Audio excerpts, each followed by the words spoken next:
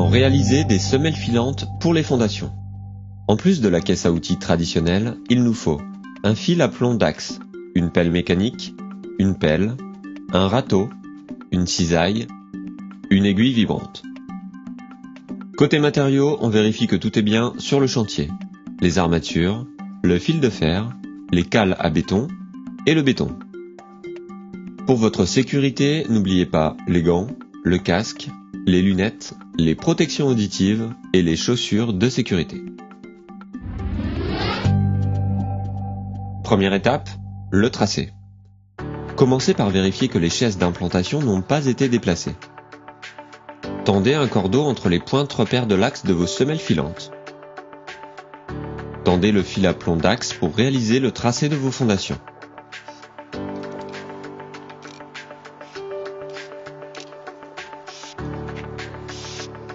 À présent, vous avez l'emplacement de votre semelle.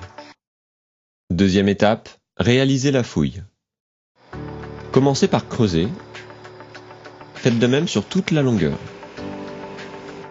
Creusez la tranchée jusqu'au bon sol et au minimum hors gel.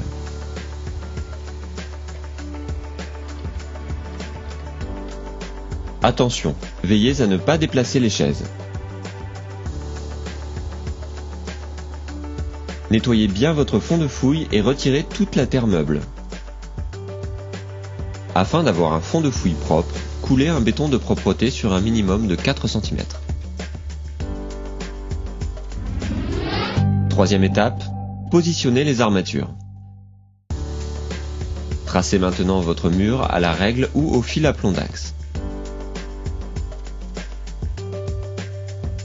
Positionnez les armatures de semelle sur le béton de propreté. Utilisez des cales afin que l'armature métallique horizontale ne soit pas au contact avec le béton.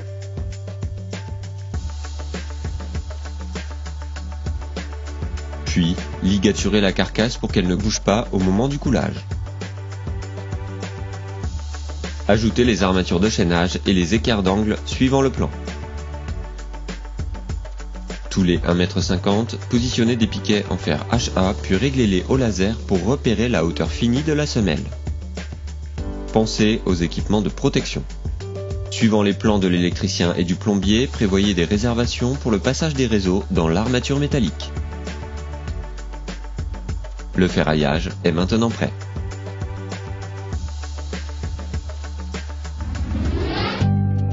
Quatrième étape, coulez la semelle. Préparez ou faites livrer un béton conforme aux prescriptions de l'étude béton. Le béton est coulé directement dans la fouille.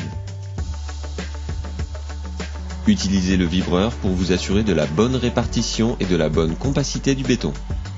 Attention, pour éviter l'effet de ségrégation, ne restez pas trop longtemps au même endroit. Une fois coulé à la bonne hauteur, égalisez votre semelle.